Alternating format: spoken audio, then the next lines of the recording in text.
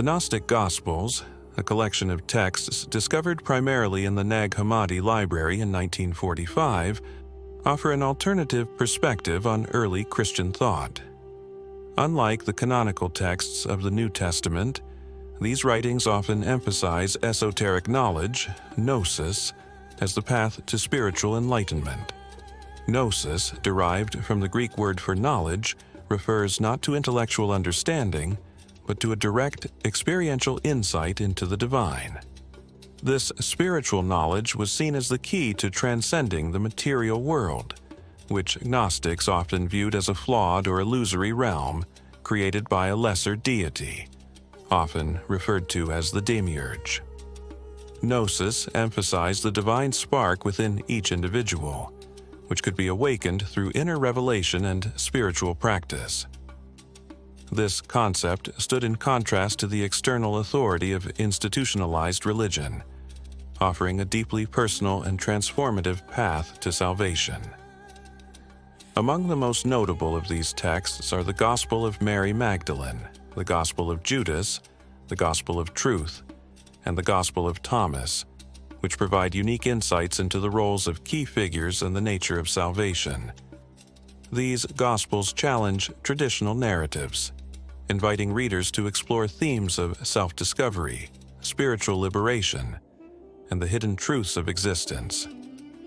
This script will explore select passages from these Gospels to illuminate their theological and philosophical frameworks.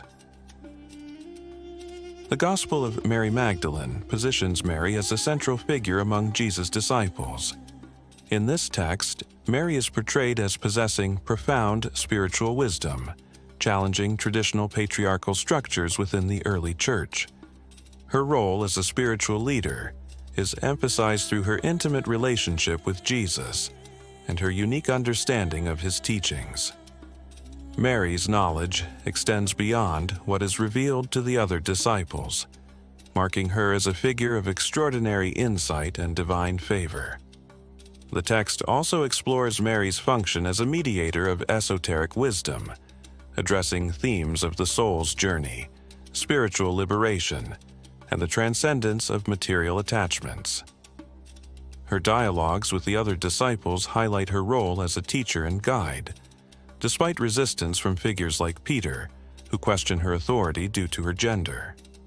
This resistance underscores the tension within the early Christian community as it grappled with issues of leadership and the inclusion of women in prominent spiritual roles. Peter said to Mary, "Sister, we know that the Savior loved you more than the rest of women. Tell us the words of the Savior that you remember, the things which you know that we do not, because we have not heard them." This excerpt highlights the respect Mary commands among the disciples and her unique role as a bearer of Christ's teachings. However, the text also reveals tensions, as some disciples question her authority. Peter answered and spoke concerning these same things. He questioned them about the Savior. Did he really speak privately with a woman and not openly to us? Are we to turn about and all listen to her? Did he prefer her to us? Here, Peter's skepticism reflects a broader struggle for authority in the nascent Christian community. Despite opposition, Mary's message endures, emphasizing the soul's ascent and liberation from material constraints.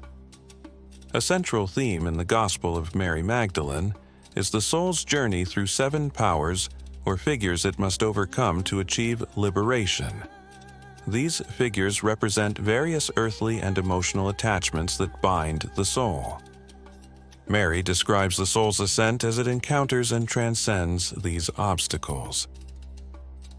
The soul answered and said, "What binds me has been slain, and what surrounds me has been overcome, and my desire has been ended, and ignorance has died.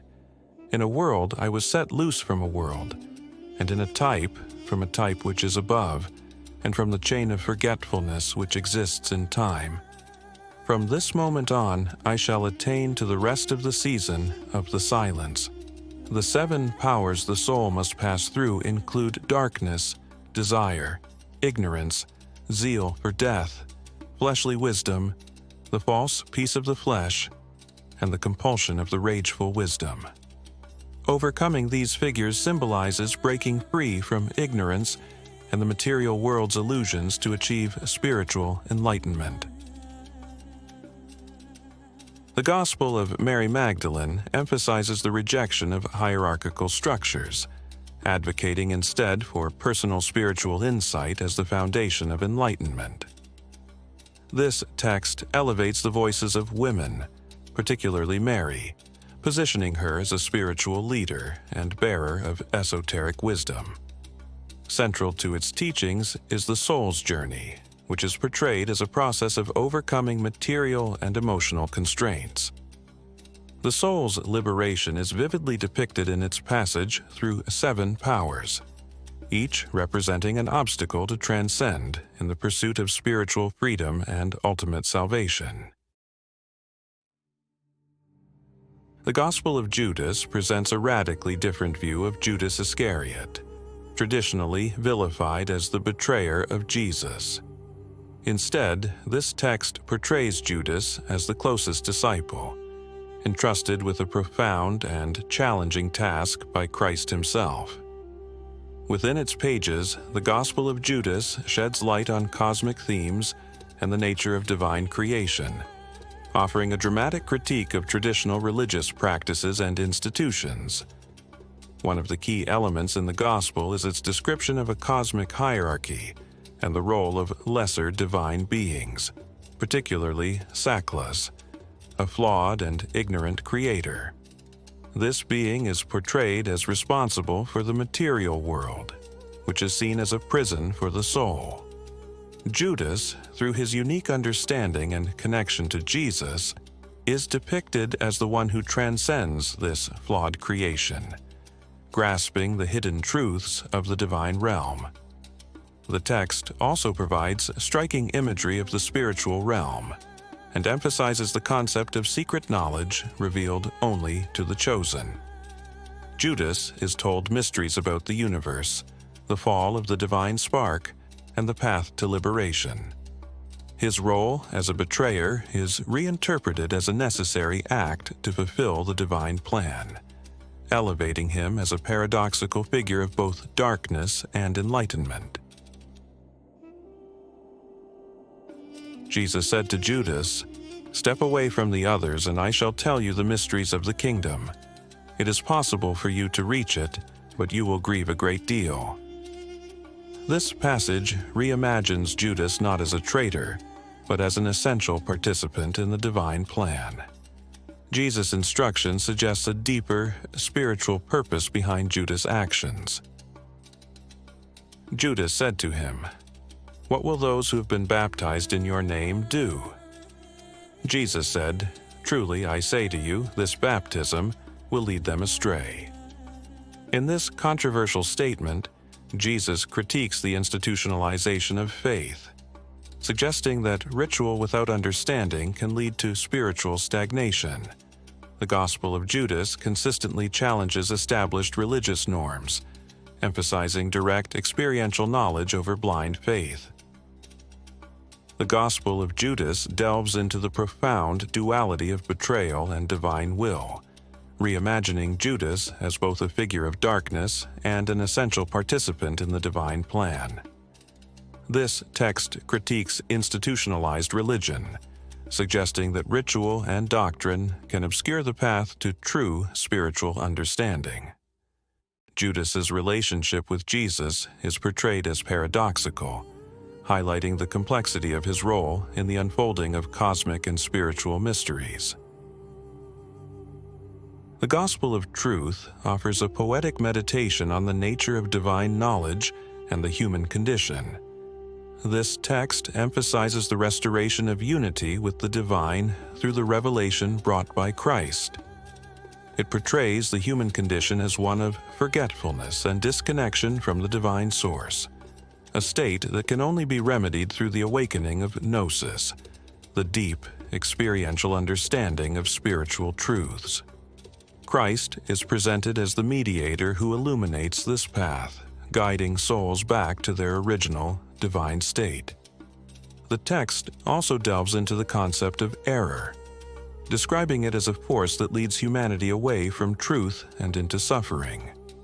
Error is not merely ignorance, but an active power that creates illusions, binding souls to the material world. Through Christ's revelation, the barriers imposed by error are broken, and the soul is invited to recognize its divine origin and purpose.